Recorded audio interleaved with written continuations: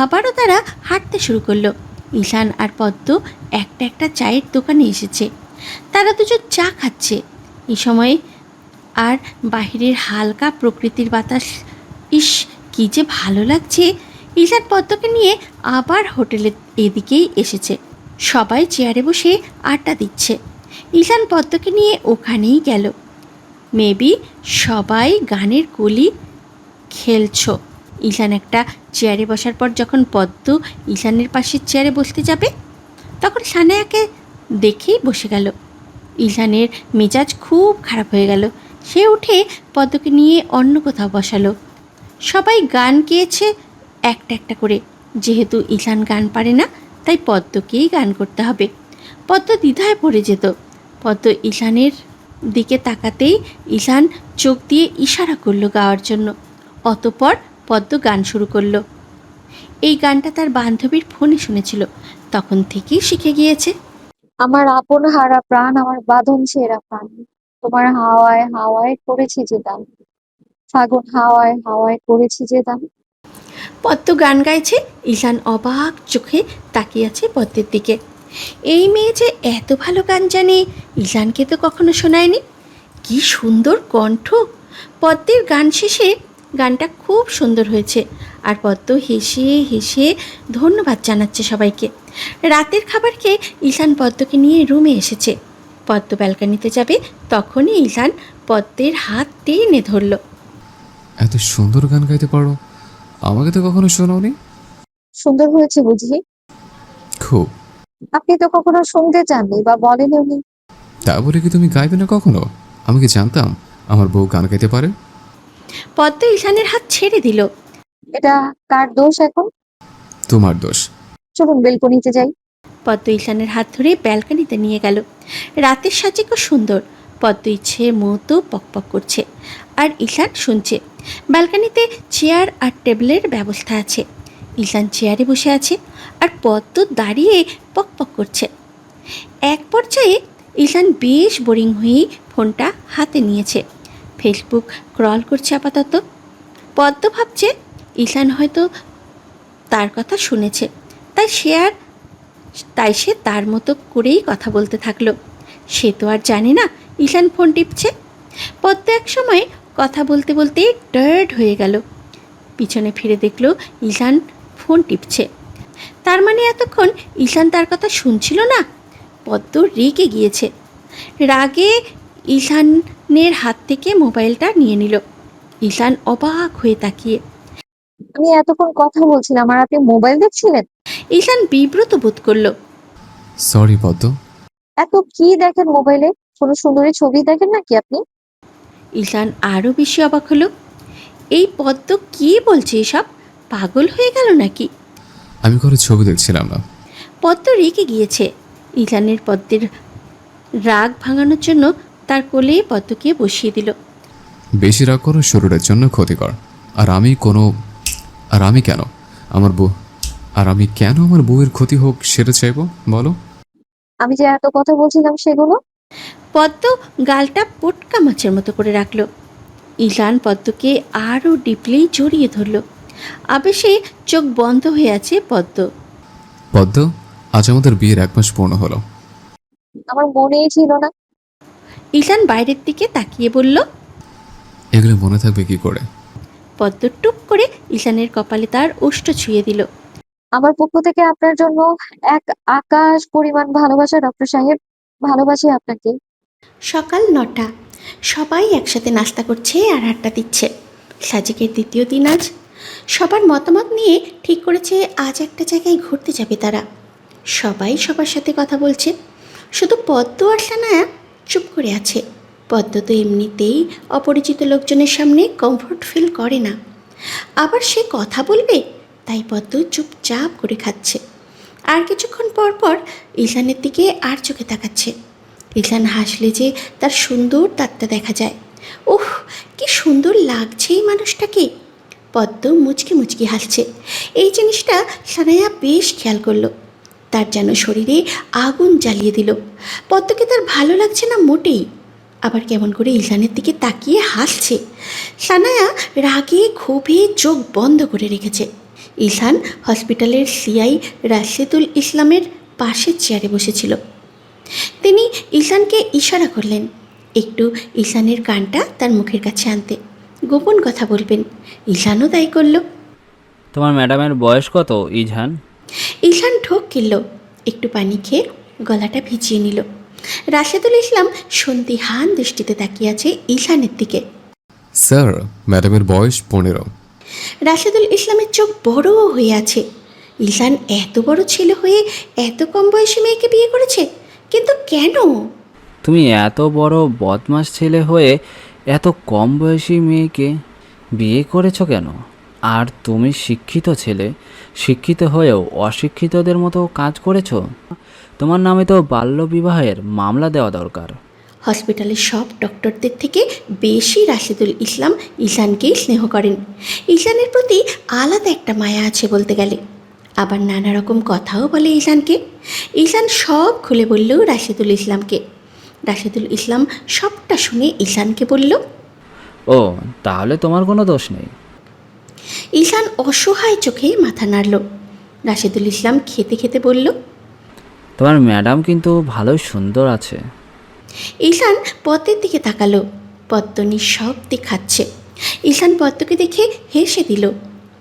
সব ডক্টরের ওয়াইফরা ঠিক করলো তারা একটু সাজবে, কারণ এত সুন্দর একটা জায়গায় ঘুরতে যাবে, একটু না সাজলে নাকি ভালো দেখাবে না। তাই সবাই আবার হোটেলে আসলো। পদ্ম কালো রঙের একটা সুতির মধ্যে একটা কুর্তি পরেছে, যেগুলো ঈশান সাজিকে আসার আগে কিনে দিয়েছে। পদ্ম চুল বাঁধতেই ঈশান বলল আজ যেন চুলগুলো খোলা রাখে, তাই আর চুল বাঁধল না। তবে মাথা মাঝ বরাবর সিথি করে কয়েকটা ক্লিপের সাহায্যে দুই পাশের সামনের চুলগুলো বেঁধে নিল। সামনে দিয়ে কয়েকটা চুল বের করে রেখেছে, আর পিছনে দিয়ে চুল খোলা। মুখে পাউডার মেখে চোখে কাজল দিল হালকা করে, আর সামান্য লিপস্টিক দিল। পদ্মের সাজ শেষ। ঈশানও পদ্মের সাথে ম্যাচ করে আজ কালো রঙের শার্ট পরেছে। দুজনেই রেডি, এবার বেরোবে তারা। সবাই ঠিক করলো কংলাক পাহাড়ে যাবে, সেখানে পাহাড়ে উঠবে। সবাই রওনা হলো কংলাক পাড়ার উদ্দেশ্যে। পদ্ম তো স্তম্ভিত প্রাকৃতিক সৌন্দর্যের উপর। সে নিজের হাঁটার দিকে না দেখে চারপাশ দেখতে ব্যস্ত। ঈশান অনেকবার ডাক দিয়েছে পদ্মকে ঠিকমতো হাঁটতে। পদ্ম ক্লান্ত কংলাকপাড়া হাঁটতে হাঁটতে হঠাৎ সে দাঁড়িয়ে গেল। যেহেতু ঈশানের হাত ধরে হাঁটছিল পদ্ম, সেহেতু ঈশান খুব ভালো করেই বুঝল পদ্ম দাঁড়িয়ে আছে। ঈশান পদ্মের দিকে ভ্রু কুঁচকে তাকিয়ে বলল, দাঁড়ালে কেন? পদ্ম হাঁপাচ্ছে। আমি আর পারছি না হাঁটতে। কোলে নিব? পদ্ম চোখ বড় বড় করে ঈশানের দিকে তাকিয়ে আছে। না না, দরকার নেই, আমি একটু জিরিয়ে নিই, তারপর আবার হাঁটবো। ঈশান দাঁড়ালো কিছুক্ষণ পদ্মের জন্য, তারপরে 5 মিনিট জিরিয়ে আবার হাঁটা শুরু করলো। তারা হাঁটতে হাঁটতে প্রায় হাজার ছড়াও ঝর্নার কাছে চলে এলো। সবার মন যাচ্ছিল গোসল করার জন্য, কিন্তু কেউ এটা পরিকল্পনা করে আসেনি, তাই পারল না গোসল করতে। সেই 10টার দিকে বের হয়েছে সবাই। বিকেল 3টে হোটেলে আসলো। মাঝে একটা ছোট্ট খাট্ট রেস্তোরাঁয় দুপুরের দিকে খেয়ে নিল খাবার। ঈশান রুমে এসে বেডে চিত হয়ে শুয়ে গেল। পদ্ম আয়নার সামনে গিয়ে মাথার ক্লিপগুলো খুলছে। আজ কিন্তু আমাকে জোর করবেন না ঘুমানোর জন্য। ঈশান বিরক্ত হলো। কাল তো বলেছিলে ঘুমাবে না, পরে কে নাক ডেকে ঘুমিয়েছে? আমি নাক ডাকি না, বাজে বকবেন না তো। তোমার ইচ্ছে, তুমি ঘুমালে ঘুমাও, আর না ঘুমালে নাই, আমি ঘুমাচ্ছি। তবে রুমের বাইরে যাবে না কিন্তু। পদ্ম মাথা নেড়ে বলল, আচ্ছা। ব্যাস। ঈশান গভীর ঘুমিয়ে আচ্ছন্ন। পদ্ম ভালো করে ঈশানকে দেখল। পদ্ম ঈশানের নাকের সামনে তার হাতটা নিল। ঘন নিঃশ্বাস আসছে, তার মানে সে এখন গভীর ঘুমিয়ে আছে। পদ্ম মেধার কাছে ভিডিও কল দিল। তাড়াতাড়ি ফোনটা নিয়ে ব্যালকনিতে গেল। কি ব্যাপার সুন্দরী? হুম, তোমাদের হানিমুন কেমন কাটছে? পদ্ম অবাক হয়ে গিয়েছে। না আপু, উনি তো এসেছেন গেট টুগেদারে। তো কি এখন হানিমুন হতে পারে না? পদ্ম মাথা নাড়ল। মেধা মাথায় হাত দিয়ে বসে আছে। আচ্ছা, কি জন্য কল দিয়েছো বলো? আজ আমার জন্মদিন। মেধা শেষের কথা না শুনেই অনেক জোরে বলল, শুভ জন্মদিন পদ্ম। পদ্ম মুখ চেপে ধরল নিজের। আপু আসতে বলুন, উনি ঘুমাচ্ছেন। মেধা হেসে উঠল। বাব্বা, তা পদ্ম, তোমার উনি কি জানে আজ তোমার জন্মদিন? পদ্ম মুখটা ফ্যাকাশে করে বলল। না আপু, উনি জানেন না। তুমি বলনি? পদ্ম নিচু কণ্ঠে বলল। না আপু। এই যা, বলনি কেন? ইঝান কি জানে নাকি? তুমি বলবা না? আমার লজ্জা লাগে। ওরে আমার লজ্জাবতী ইঝানের বউ রে। শোনো, এত লজ্জা পেলে কি ভবিষ্যতে চলবে বলো? আপু এইসব বললে আমার আরো লজ্জা লাগে। থাক, আর লজ্জা পেতে হবে না। এখন কি করতে চাচ্ছ? কি আর করবো? পদ্ম মনমরা হয়ে বলল। তোমার যে আজ জন্মদিন, তুমি তো আজ শাড়ি পরতে পারো। শাড়ি পরে ইঝানের সাথে বসে বসে সুন্দর মুহূর্ত কাটাবে, বা বলবে চলুন বাহির থেকে হেঁটে আসি। কিন্তু আপু। আবারও মেধা পদ্মের কথা শেষ হতে না হতেই বলল। কিন্তু কেন? কেন করছো? তুমি মেয়ে বড়ই নিরামিষ।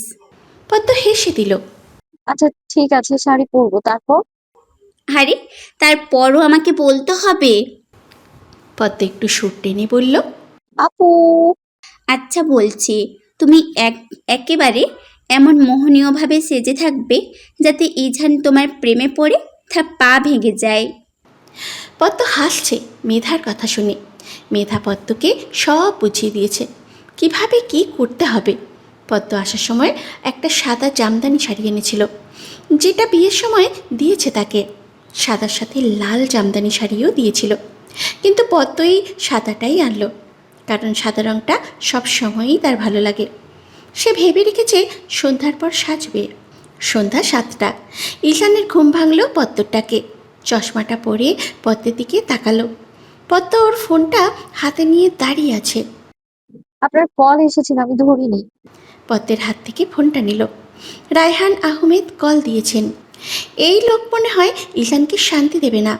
ঈশান কল ব্যাক করলো। সাথে সাথে রায়হান আহমেদ কল রিসিভ করলো। কি মিয়া, আপনি তো দেখছি বিয়ে করে একেবারে বদলে গেছেন।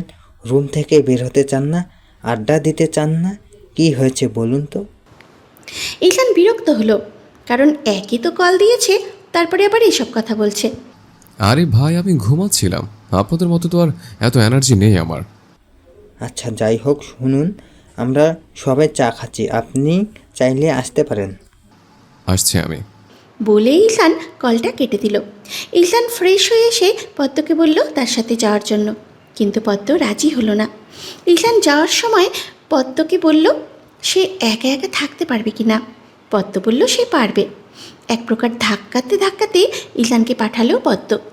ঈশান যাওয়ার পরে জোরে একটা স্বস্তির নিঃশ্বাস ফেলল। ঈশানকে আসতে দেখেই রায়হান আহমেদ বলে উঠলেন, ইজহান এখন নতুন নতুন বিয়ে করেছে, সে কি আর আমাদের কাছে থাকতে চাইবে? ঈশান বুঝেছে এই রায়হান আহমেদ নিশ্চয়ই কথাটা খোঁচা দিয়ে বলেছেন। মাথাটা ঠান্ডা করে বসলো চেয়ারে। সবাই ঈশানকে দেখে মুচকি মুচকি হাসছে। ঈশান বিরক্তি সুরে বলল, শুনুন, কেউ বাজে কথা বলবেন না। আমি ঘুমাচ্ছিলাম আর ম্যাডাম সজাগ ছিল। আশা করছি আপনারা আর আমাকে এসব নিয়ে কিছু বলবেন না। সবাই হেসে উঠল ঈশানের কথা শুনে। সানায়া চুপ করে তাকিয়ে আছে শুধু ঈশানের দিকে। বাপ্পা, বিয়ের কয়েকদিনের মধ্যেই বউকে ম্যাডাম ডাকছে, যত সব ফালতু কথাবার্তা। সবাই আড্ডায় মেতে উঠেছে, হাসি ঠাট্টা করছে। ঈশান খুব মনোযোগ দিয়ে সবার কথা শুনছে। এমন অবস্থায় পদ্মের বাসা থেকে কল আসলো। ঈশান সব উদ্দেশ্যে বলল তার একটা কল এসছে, সে কথা বলে আসছে। ঈশান কল রিসিভ করতেই পুষ্প বলল, শুভ জন্মদিন আপু, আজ তোমার জন্মদিন, কিন্তু তুমি আমাদের সাথে নেই। এই প্রথম জন্মদিনে তুমি আমাদের থেকে আলাদা আছো। ঈশান থমকে আছে। আজ পদ্মের জন্মদিন। ইস, কেন যে একবারও পদ্মের জন্মদিনের কথা জিজ্ঞাসা করলো। ধুর, ওপাশ থেকে কথা শোনা যাচ্ছে না দেখে পুষ্প আবারও বলল, হ্যালো। ঈশানের ধ্যান ভাঙল। নিজেকে সংযত করে বলল, কি অবস্থা শালি সাহেবা? ঈশানের কণ্ঠ শুনে পুষ্প ফ্যাকাশে কণ্ঠে বলল, ও আপনি? আমি আরও ভাবলাম আমার আপু, কিন্তু আপনার সাথে আমি কথা বলবো না। আমি যখন ঢাকা গিয়েছিলাম আপনি আমাকে ঘুরতে নিয়ে যাননি। হ্যাঁ, কল রাখছি। পুষ্প ধূপ করে রেখে দিল। ঈশান মনে মনে বলছে, বাবা গো, মেয়ের কি তেজ। ঈশান সবার কাছে গেল আবার। আমি যাচ্ছি, হ্যাঁ আপনারা আড্ডা দিন। রায়হান আহমেদ বলল। আচ্ছা যান। সানায়াও উঠে গেল, তার নাকি কাজ আছে। ঈশান একবার সানায়ার দিকে তাকালো। ঈশান হাঁটা ধরলো হোটেলের উদ্দেশ্যে। সানায়াও পিছু পিছু আসছে। হোটেলে ঢুকে যাওয়ার পর সানায়া হঠাৎ ঈশানকে ডাক দিল। ঈশান থামলো, পিছনে তাকিয়ে দেখে সানায়া। সানায়া দৌড়ে আসলো ঈশানের কাছে। আপনি এত তাড়াতাড়ি হাঁটেন কেন? বাপরে, আমি তো পারি না। ঈশান তার পকেটে একটা হাত গুজে দাঁড়ানো। কি জন্য রেগেছিলেন? ও মা, ডাকতে পারি না বুঝি? জি না, একদমই ডাকতে পারেন না। আপনি তো জানেন আমি বিবাহিত পুরুষ, সো এইভাবে একা ডাকে ভালো নয়। সানায়া ঈশানের হাত ধরল। ঈশান তৎক্ষণাৎ হাতটা ছেড়ে তার হাতে থাকা পানির বোতল থেকে পানি দিয়ে হাত ধুয়ে নিল। যে হাতে সানায়া ধরেছিল, সানায়া অবাক হয়ে তাকিয়ে আছে। ঈশান এমনটা করবে ভেবেও দেখেনি। ঈশান রক্তিম চোখে সানায়ার দিকে তাকালো, তারপরে আবার পা চালিয়ে চলে গেল। আর এইদিকে সানায়া রাগে সে নিজেই নিজের চুল টানছে। আবারও ঈশান তাকে অপমান করলো। ঈশান রুমে আসলো। রুমের লাইট অফ, বাহিরের আলো ভিতরে এসে পৌঁছেছে, তাও ঈশান লাইট জ্বাললো। তার কাছে ভুতুড়ে পরিবেশ মনে হয়েছিল। ঈশান সামনে তাকাতেই দেখে পদ্ম দাঁড়িয়ে আছে। উফ, পদ্মকে শাড়ি পরা অবস্থায় দেখে ঈশানের মনে মনে প্রেম নামক বাতাস বসে গেল। কি স্নিগ্ধ পরি লাগছে পদ্মকে, শুভ্র শাড়িটার মতোই শুভ্র লাগছে তার পিচ্ছি বউটাকে। ঈশান পদ্মের গাল ছুঁয়ে বলল, শুভ 16তম জন্মদিন পদ্মফুল। পদ্ম স্মিত হাসি দিল। ধন্যবাদ ডক্টর সাহেব। ঈশান পদ্মকে উল্টো ঘুরিয়ে পিছন থেকে জড়িয়ে ধরল। পদ্মের ঘাড়ে তার ওষ্ঠ মিলিয়ে দিল। পদ্ম বারংবার কেঁপে উঠছে, শক্ত করে শাড়িটা ধরে রাখল। ঈশানের সেই বেহায়া দাড়িগুলো পদ্মকে ছাড়ছে না। একটু একটু করে তারাও স্পর্শ করছে শুভ্র শাড়ি পরিহিত ছোট্ট মেয়েটাকে। ঈশান পদ্মের এই সুন্দর মুহূর্ত ভুলবার নয়। পদ্ম বেচারি তো দম খিচে দাঁড়িয়ে আছে। ঈশান পদ্মের থেকে তেমন কোনো সাড়া পেল না।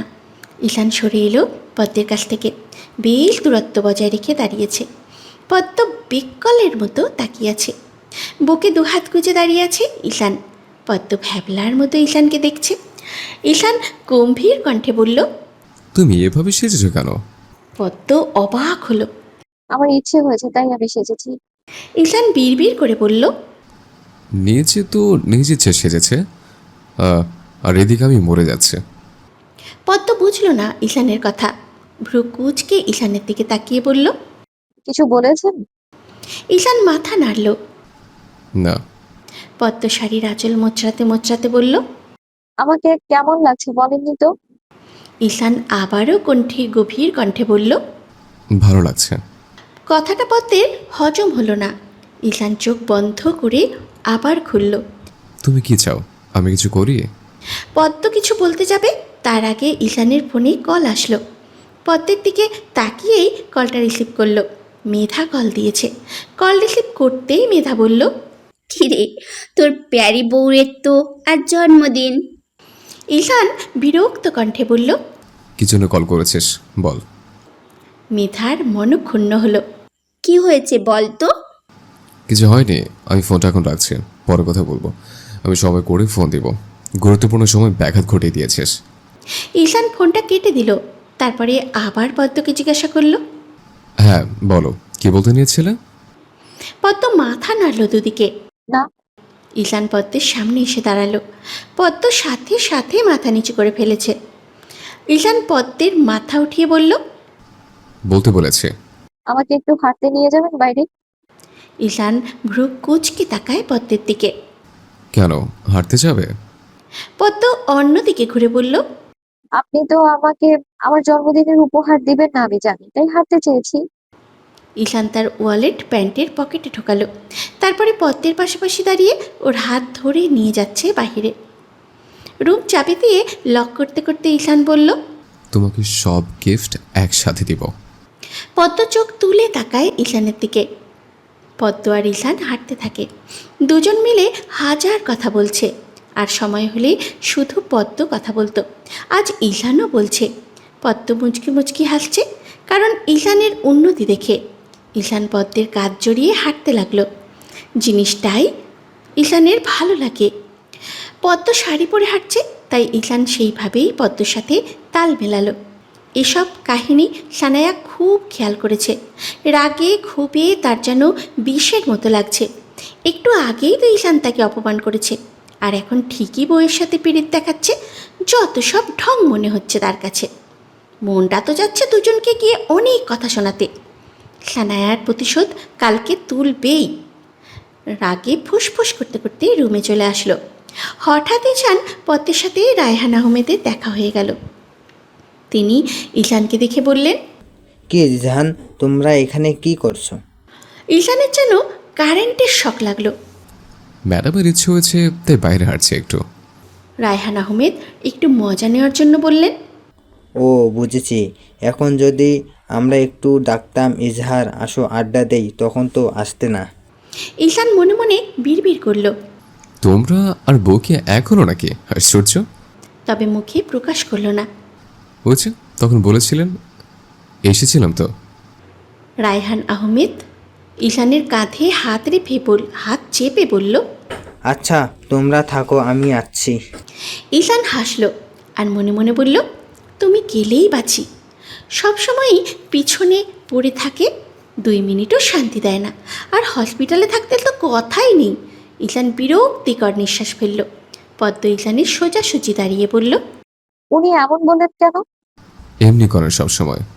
মেবি আমি বিয়ে করেছি, সহ্য হচ্ছে না তার। ঈশান আর পদ্ম আবারও হাঁটা শুরু করলো।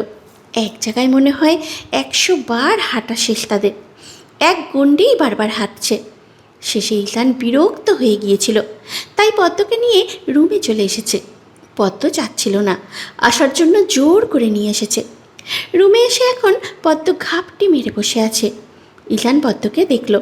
ঈশান কিন্তু পদ্মের সামনেই দাঁড়িয়ে আছে, কিন্তু তাতে পদ্মের কোনো হেলদোলই নেই। ঈশান পদ্মের হাতটা টেনে দাঁড় করালো। কি হচ্ছে তোমার? পদ্ম ঈশানের হাত ছেড়ে দিল। কিছু হয়নি। এবার ঈশান পদ্মের কোমর জড়িয়ে ধরল। পদ্মকে একটু কাছে টেনে বলল, কি হয়েছে পদ্ম ফুলের? পদ্ম মুখটা ফিরিয়ে নিয়েছে। কিছু হয়নি। পদ্মকে ঈশান আর একটু কাছে টেনে বলল। কি হয়েছে বলবে তো? পদ্ম আর সহ্য করতে না পেরে চোখ বন্ধ করে ফেলল। আমি কি সবসময় বাইরে যাওয়ার জন্য বায়না করি বলুন? আপনি চলে আসেন কেন? আমার এখন ভালো লাগছে না। ঈশানের গাল এবার পদ্মের গাল স্পর্শ করল। ঘড়িতে প্রায় 11:30 বাজতে চলল। তুমি একটা মেয়ে মানুষ, যদিও আমি ছিলাম, তাই বলে তো আর রিস্ক নেওয়া যাবে না, তাই না? আর পাহাড়ি এলাকায় এত রাতে বাইরে থাকা ঠিক নয় পদ্মফুল। পদ্ম নুয়ে গেল ঈশানের কথায়। ঈশানের থেকে নিজের গালটা সরিয়ে আনে। পদ্ম ঈশানের সেই খোঁচা খোঁচা দাড়িতে হাত দিল। আপনার এই দাড়িগুলো খুব পচা, আমার গালে একদম ঢুকে যায়। ঈশান হাসলো মেয়েটার কথা শুনে। ওরাও আমার মতো তোমাকে আদর করতে চায়। পদ্ম বুঝল না। বুঝিনি আমি। ঈশান পদ্মের সামনে থাকা চুলগুলো কানের পিছনে গুজে দিতে দিতে বলল, আমি যেমন তোমাকে আদর করি, ওরা ঠিক তেমন আদর করতে চায় তোমাকে। পদ্ম বোকা ভাবে বলল, এই দাড়িগুলো গালে ঢুকে যায় তো, আর আমারও শ্বশুরই লাগে। ঈশান হেসে দিল। তাই হুম। ঈশান পদ্মের হাতটা পিছন দিকে নিয়ে তার একটা হাত দ্বারা আবদ্ধ করে ফেলল। আর এক হাত দিয়ে পদ্মের মুখে হাত বোলাতে বোলাতে বলল, আমার একটা অনুমতি চাই পদ্ম। পদ্ম অবাক হলো। হঠাৎ ঈশান এইসব কি বলছে? সে বুঝে উঠতে পারল না। পদ্ম ঈশানকে বলল, কিসের অনুমতি? ঈশান কথা ঘোরানোর জন্য বলল। আগে অনুমতি দাও। পদ্ম হেসে বলল। দিলাম অনুমতি। ঈশান ভ্রু কুঁচকে তাকায় পদ্মের দিকে। সত্যি তো? পরে কিন্তু আবার রাগ করা বা লজ্জা পাওয়া যাবে না। পদ্ম না বুঝে মাথা নাড়ল। ঈশান হাসল পদ্মের কাণ্ড দেখে। পরক্ষণেই ঈশান পদ্মের ওষ্ঠ তার ওষ্ঠের সাথে মিলিয়ে দিল। সাথে পদ্মের শরীর কেঁপে উঠল। ঈশানের সেই অসহায় চুলগুলোকে চেপে ধরল। তাও ঈশানের কোনো হেলদোলই নেই। আবার কিছু মুহূর্ত বাদেই ঈশান পদ্মকে ছেড়ে দিল। পদ্ম তো তখন না বুঝে মাথা নাড়িয়েছিল। এখন তো সে লজ্জায় মরে যাচ্ছে এমন অবস্থা। মাথা তুলে তাকাতে পারছে না ঈশানের দিকে। মুখটা খিচে রাখল। মনে হচ্ছে সে এখনই শেষ হয়ে যাবে। পদ্ম এদিকেও যেতে পারছে না, ওদিকেও না। ইস, একবার যদি ঈশানের মুখটা দেখা যেত, সেও কি পদ্মের মতো লজ্জা পাচ্ছে। ঈশান পদ্মকে স্বাভাবিক করতে বলল, পদ্ম, তাড়াতাড়ি জড়িয়ে ধরো আমাকে, তুমি তো লজ্জায় শেষ হয়ে যাচ্ছ। পদ্ম তার সব লজ্জা বিসর্জন দিতে ঈশানকে শক্তপোক্তভাবে জড়িয়ে ধরল। ঈশান হাসছে, পদ্মের মাথায় চুমু এঁকে দিল। আর পদ্ম যেভাবে ঈশানকে জড়িয়ে ধরেছে, যেন শত কোটি বছর পার হয়ে গেলেও ঈশান পদ্মকে ছাড়বে না। পদ্মের প্রতি হাজার হাজার অনুভূতি এসে ঈশানের মনে হানা দিল। কোনো এই বাচ্চা মেয়েকেই তার এত পছন্দ? কেন এই বাচ্চা মেয়েকেই তার পছন্দ এত? উফ, ঈশান এবার তো শেষ এই বাচ্চা মেয়ের প্রেমে পড়ে। তখন যদি পদ্মকে না বিয়ে করতো, তাহলে আজ এই সুন্দর একটা মোমেন্ট কি তার দেখা হতো? কী যে শান্তি লাগছে। সকাল 9টা। ঈশানের চোখে ঘুম নেই, মূলত সেই ঘুম উড়ে গিয়েছে। তবে সে বিছানা ছাড়তে পারছে না, তার ম্যাডাম তাকে ছাড়ছে না, নিশ্চিন্তে তাকে জড়িয়ে ধরে ঘুমোচ্ছে। ঈশান এইভাবে শুয়ে থাকতে থাকতে প্রায় 1 ঘন্টা সময় হয়ে গিয়েছে। সে উঠল পদ্মকে ছেড়ে। পদ্মের অগোছালো শাড়ি ঠিক করে দিয়ে ফ্রেশ হতে লাগলো। ফ্রেশ হয়ে এসে পদ্মকে ডাকলো, কিন্তু তার ওঠার নাম গন্ধ নেই। সে আরও মুখে বালিশ চেপে ধরে ঘুমাচ্ছে। ঈশান এবার পদ্মের সামনে জোরে বলল, ওঠো পদ্ম, বেলা 12টা বাজতে চলল। পদ্ম তড়ি ঘড়ি করে ওঠে, চোখ মুখ ডলতে শুরু করে। বেশ কিছু সময় পর পদ্ম স্থির হয়ে বসে। ঈশান পদ্মের হাতটা টেনে বলল, যাও ফ্রেশে আসো, নাস্তা করতে হবে, আমরা এখানে নাস্তা করবো আজ। পদ্ম মাথা নাড়িয়ে ফ্রেশ হতে গেল, মুখ ধুয়ে পানিও মোছেনি, আবার এসে বসেছে বেডে। ঈশান নাস্তা নিয়ে আসলো রুমে। পদ্মের মুখের পানি নিজের হাত দ্বারা মুছে দিল। তারপরে দুজনে নাস্তাটা সেরে নিল। আজ পদ্মের মুখ বন্ধ, কথা বলছে না, সে মাথাটা ভার হয়ে আছে। আজ সাজেকের 3য় দিন। সবাই আজ ঘুরতে বের হবে, কিন্তু আজ নাকি পদ্মের মন চাচ্ছে না ঘুরতে যাওয়ার জন্য। ঈশান একটু নিচে গিয়েছিল। এই মুহূর্তে সানায়া, ঈশান আর পদ্মের রুমে আসলো। দরজা খোলাই ছিল, যার কারণে সানায়া খুব সহজে ঢুকে যেতে পারল। পদ্ম বসেছিল, হঠাৎ তাকে দেখে অবাক হয়। সানায়া পদ্মের মুখ চেপে ধরল। বেয়াদ্দপ মেয়ে। পদ্ম অবাক হয়ে গিয়েছে, আগাগোড়া কিছুই মাথায় ঢুকছে না। কি হচ্ছে তার সাথে? পদ্মকে শাড়ি পরা দেখে আরও রাগ হয় সানায়ার। বেডের পাশের টেবিলটাতে একটা কাঁচের গ্লাস ছিল, সেটার পশ্চাৎ দিয়ে পদ্মের থুতনিতে বাড়ি দেয়, যার কারণে পদ্মের পুরো শরীর কেঁপে ওঠে। চোখগুলো বুজে আসছে, না চাইতেও চোখ দিয়ে হাজার অশ্রু ঝরে পড়ে। এগুলো যেন ইজহান না জানে, তাহলে তোমার সাথে খুব খারাপ হবে। তোমার জন্য ইজহান আমাকে প্রতিনিয়ত অপমান করেছে, সে আমাকে পাত্তা দেয়নি। ভুলেও যদি বলেছ এসব, তাহলে তুমি ভাবতেও পারছো না কি হবে তোমার সাথে। ব্যাস, এইটুকু বলেই সানায়া চলে গেল। ওইদিকে ব্যথায় পদ্ম কাতরাচ্ছে। দ্রুত ঘটে যাওয়া ঘটনা শ্রবণ করতে তার ভীষণ কষ্ট হলো। পারছে না ব্যথা সহ্য করতে। পদ্ম 2 হাত মুখে ধরে কান্না করছে। ঈশান আসলো কিছুক্ষণ পর। পদ্মকে রুমে দেখল না। ওয়াশরুমে পানির আওয়াজ শোনা যাচ্ছে। ঈশান টোকা দিল, সাথে সাথে দরজা খুলে পদ্ম বের হলো। ঈশান পদ্মকে দেখে থমকে রইল। যে জায়গায় সানায়া গ্লাস দিয়ে বাড়ি মেরেছিল, সেই জায়গা কেমন লাল হয়ে আছে। ঈশানও বুঝতে পারল না পদ্মের থুতনিতে কী হয়েছে। পদ্ম ঈশানকে জড়িয়ে ধরে অজস্র অশ্রু ফেলছে। ঈশান বুঝল না ওই ক্ষতটা কিভাবে হয়েছে, আর পদ্মের এইভাবে পাগল হয়ে কান্নার কারণ। পদ্ম কান্নারত গলায় বলল, আমাকে এখান থেকে নিয়ে চলুন, আমি এখানে আর থাকবো না। পদ্ম বেঘরে কান্না করছে। ঈশান চেয়েও থামাতে পারছে না। মেয়েটা কাঁদতে কাঁদতে ঈশানের বুক ভাসিয়ে দিয়েছে। ঈশান পদ্মের এসব পাগলামোর মানে বুঝছে না, যেন তার প্রিয় জিনিস হারিয়ে গেছে, তাই সেই জন্য সে কান্না করছে। ঈশান পদ্মের মাথায় হাত বোলাতে লাগলো। আর কতক্ষণ এইভাবে ধরে কাঁদবে? অবশেষে পদ্ম নিজ থেকেই ঈশানকে ছেড়ে দিল। ঈশান পদ্মের চুলে হাত দিয়ে বলল, কেন কেঁদেছ? পদ্মের আবার সেসব কথা মনে পড়ে গেল, আবারও ডুকরে কেঁদে উঠল। ঈশান শান্ত কণ্ঠে বলল, আমার কাছে কেন? কখন বাসায় যাবেন? এখানে থাকলে কি সমস্যা? পদ্ম অসহায় দৃষ্টিতে ঈশানের দিকে তাকিয়ে বলল, প্লিজ বাসা নিয়ে চলুন না। ঈশান পদ্মের থুতনিতে হাত দিল, সাথে সাথেই পদ্ম ব্যথায় উফ করে উঠল। এখানে কি হয়েছে? এমন লাল হয়ে আছে কেন? পদ্ম ঘাবড়ে গেল। কিছু হয়নি, আমি ব্যথা পেয়েছি। ঈশান বিশ্বাস করল না। কিভাবে ব্যথা পেয়েছ? ঈশানের কথায় পদ্ম আমতা আমতা করে বলল। এত কথা কেন জিজ্ঞেস করছেন? ঈশান পদ্মের গালে হাত দিয়ে বলল, মিথ্যে কথা বলতে পারো না জানি, তাও কেন বলার চেষ্টা করছো? কি হয়েছে সত্যি করে বলো। ঈশানের কথা শুনেই পদ্মের মনে হলো ঈশান হালকার উপরে ঝাপসা হুমকি দিয়েছে। কিছু হয়নি বললাম তো। ঈশান ইচ্ছে করেই পদ্মে সেই আঘাতপ্রাপ্ত স্থানে ব্যথা দিল। বলতে বলেছি বলো, না হলে তুমি আমার সবচেয়ে খারাপ রূপ দেখবে। পদ্ম ব্যথায় মুখ খিচে রইল একদম। এই ঈশানের কি মায়া দয়া নেই? চোখ দিয়ে কয়েক ফোঁটা পানি পড়ে গেল। বলছি। ঈশান বেডে বেশ আরাম করে বসল। বলো। পদ্ম ভয়ে ভয়ে মুখ খুলছে তো আবার খুলছেও না। এই অবস্থা, তার ভয় লাগছে। যদি ঈশান ওই মেয়েকে ধরে, সে যদি আবারও পদ্মের সাথে এরম করে। পদ্মকে চুপ থাকতে দেখে ঈশান জোরে সরে একটা ধমক দিল। অভদ্রতা বেশি হচ্ছে বোধ হয়। পদ্মের ঈষৎ কেঁপে উঠল। বলছি। আমি যদি উঠি তাহলে খারাপ হয়ে যাবে খুব। পদ্মের শরীর ঈষৎ কেঁপে উঠল। ওই দিন আপনার পাশে একটা মেয়ে বসতে চেয়েছিল না? আরে প্রথম আমি যখন আপনার পাশে গেলাম তখন একটা মেয়ে এসেছিল, আমি আসলে নামটা জানি না। ঈশান বুঝল পদ্ম সানায়ার কথা বলছে। হ্যাঁ, কি হয়েছে? ও যে বলেছে তোমাকে? পদ্মের চোখে আবার পানি চলে আসলো।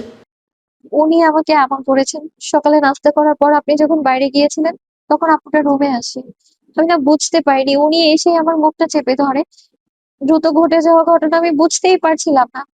তারপর আপুটার কাছে গ্লাস দিয়ে আঘাত করে আমায়।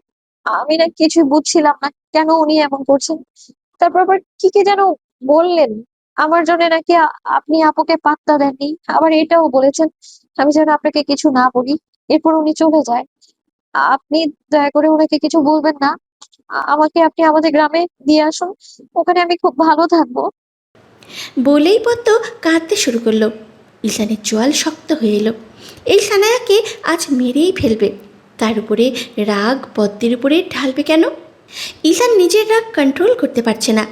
দ্রুত পায়ে রুম ত্যাগ করলো। আসার সময় রুমের দরজা লক করে দিয়েছে, যেন পদ্ম বেরোতে না পারে। সানায়া হেসে হেসে কথা বলছে। কার সাথে জানি হঠাৎ তার ফোন যেন কেউ নিয়ে গেল। সানায়া পিছনে ঘুরে দেখে ঈশান দাঁড়িয়ে আছে। ঈশানের চোখে মুখে খুব রাগ, সেটা দেখেই বোঝা যাচ্ছে। কেন জানি সানায়ার মনে এক অজানা ভয় হানা দিল। পদ্মকে কেন এমন করেছেন? ও আপনার কি ক্ষতি করেছে? আপনি কি আসলে ডাক্তার? আমি আশ্চর্য, একজন ডাক্তার হয়ে আপনি পিচ্ছে একটা মেয়ের সাথে এমন করেছেন। বিবেক বুদ্ধি কি লোপ পেয়েছে? আর আমি কাকে বিয়ে করি, ভালোবাসি আর কাকে পাত্তা দিই সেটা একান্তই আমার ব্যাপার। আপনি জানেন আপনি কত বড় ভুল করেছেন? একটা অবুঝ মেয়ের আপনারা এমন করা উচিত হয়নি। কতটা পাগল হলে আপনি এভাবে পদ্মকে আঘাত করেছেন? প্রতিবন্ধী নাকি আপনি? সানায়ার রাগে শরীর জ্বলে উঠল। ঈশানের কলার চেপে বলল, আমি কি কম সুন্দর নাকি? কেন তুমি ওই মেয়েকে বিয়ে করেছো? প্রতিনিয়ত তুমি আমাকে অপমান করেছো। আমি কি বেশি কিছু চেয়েছি? আমি তো ওর আগে তোমায় ভালোবাসতাম। এত অপমানের পরেও তো তোমার কাছে ছুটে গিয়েছি ইজান। আচ্ছা, এমন করলে হয় না? তুমি ওই মেয়েকে ছেড়ে আমাকে বিয়ে করে আমার সাথে সংসার করবে। আমরা সুখে শান্তিতে বসবাস করব। প্লিজ ইজান, তুমি ওই মেয়েকে ছেড়ে দাও। আমি সত্যি কষ্ট পাচ্ছি ইজান। ঈশান এতক্ষণ তার রাগটা কন্ট্রোল করছিল, আর সানায়া ঈশানের রাগ আবার বিগড়ে দিয়েছে। একে তো কলারে হাত দিয়েছে, আবার এসব বাজে কথা বলছে।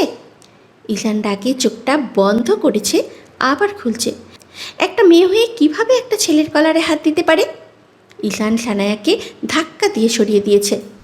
এত বড় সাহস! আমার কলারে হাত দিয়েছিস? খুব সম্মান দিয়েছিলাম, কিন্তু তুই সম্মানের যোগ্য না। আর আমার পদ্মফুলের নামে এসব কথা বলার অধিকার কে দিয়েছে তোকে? ঈশান চারপাশে তাকিয়ে একটা কাচের গ্লাস পেল। যেভাবে সানায়া পদ্মকে আঘাত করেছে ঠিক সেভাবেই ঈশান সানায়াকে আঘাত করলো একই জায়গায়। সানায়ার যেন কলিজা ছ্যাত করে উঠেছে। পদ্মফুলকে কখনো আমি আঘাত করিনি। রাগ হয়েছে তার প্রতি অনেকবার, তাও তাকে একটা টোকা পর্যন্ত দেয়নি। আর তুই আজ এত বড় দুঃসাহস দেখিয়েছিস? মেয়েটার তো কোনো দোষ ছিল না, কেন ওকে কষ্ট দিয়েছিস? তুই যদি নেক্সট টাইম এসব করেছিস, নিজ হাতে তোর কলিজা এনে তোর হাতে দিব। ইজান যতটা ভালো আবার ততটাই বেশি খারাপ। আর আমার করার হাত দেওয়া, তাই না? ইচ্ছে করছে আরও দুটো দেই। ঈশান বেরিয়ে আসলো সানায়ার রুম থেকে, আবার দরজার কাছে এসে থেমে গেল। চোখ মুখ শক্ত করে বলল, তোর কিছু বলতে হবে না, সিআইকে আমি বলে দেবো সব। তুই থাকিস হসপিটালে। আমার জন্য আরও ভালো হসপিটাল বসে আছে, অন্তত চাকরির অভাব হবে না আমার। আর লাস্ট কথা, আমার আর পদ্মের মাঝে যদি আসিস, তাহলে আমি ভুলে যাব তুই একটা মেয়ে। শুধু তুই মেয়ে দেখে কিছু করছে না। বলে ঈশান রুম থেকে চলে আসলো। ঈশান তার আর পদ্মের রুমের সামনে আসলো। জোরে জোরে কয়েকবার নিঃশ্বাস নিয়ে রুমে ঢুকলো। রুমে ঢোকা মাত্রই পদ্ম দৌড়ে আসলো ঈশানের কাছে। পদ্ম বিচলিত কণ্ঠে বলল, আপনি কোথায় গিয়েছিলেন? পদ্ম, রেডি হও তাড়াতাড়ি, আমরা এখনই বাসায় ব্যাক করব। পদ্ম অবাক হলো। সত্যি যাবেন বাসায়? হুম। পদ্ম এত কষ্টের মাঝেও হেসে দিল। ঈশান খেয়াল করেছে এটা। পদ্ম ঈশান আর তার সব জামাকাপড় জিনিসপত্র ট্রলিতে গুছিয়ে রাখছে। সব গোছানো শেষ হয়ে পদ্ম রেডি হয়ে গেল। ঈশানও রেডি। ঈশান কাউকে কিছু না বলে পদ্মকে নিয়ে চলে আসলো। তারা একটা বাসে উঠে পড়ল। রাত 9টা। ঈশান পদ্মকে নিয়ে বাসায় আসলো। আজ আর সেই ফ্ল্যাটে যায়নি তারা, একদম সোজা পদ্মের শ্বশুরবাড়িতে আসলো। কলিং বাজাতেই মনিরা শেখ দরজা খুললেন। ঈশান আর পদ্মকে দেখে তিনি বেশ খুশি হলেন। আবার পরক্ষণেই তার মুখটা আবার অন্ধকার হয়ে এলো। পদ্মকে তড়িঘড়ি করে বাসার ভেতরে আনলেন। এ কি পদ্ম, তোমার এমন হলো কিভাবে? পদ্ম নিশ্চুপ। ঈশান পদ্মের দিকে তাকালো। পদ্ম কিছুই বলছে না। কোনো উত্তর না পেয়ে মনিরা শেখ এবার ঈশানকে বলল। ঈশান যেন হঠাৎ করে আসমান থেকে পড়ল। ও আবার কি করেছে? এই তার মা তাকে কখনো বিশ্বাস করে না, আরও পারে উল্টোপাল্টা দোষ তার ঘাড়ে চাপিয়ে দিতে। আশ্চর্য, আমি ওকে কি করব? ও হাত থেকে পড়ে গিয়েছে, পাহাড়ের রাস্তা তো। ঈশান উপরে চলে গেল ট্রলি নিয়ে। পদ্মের গালে হাত দিয়ে মনিরা শেখ বললেন, দেখেছো কেমন হয়ে গিয়েছে তোমার থুতনিটা? দেখে হাঁটবে না। হঠাৎ ড্রয়িং রুমে একজন মহিলা এসে বললেন। মুনিরা, কে এসেছে? পদ্ম ঠিক চিনল না মহিলাটা কে। মহিলা মনিরা শেখ পদ্মের হাত ধরে টেনে ওই মহিলার সামনে নিয়ে গেলেন। মনিরা শেখ বললেন, ইজানের ফুপ্পি উনি।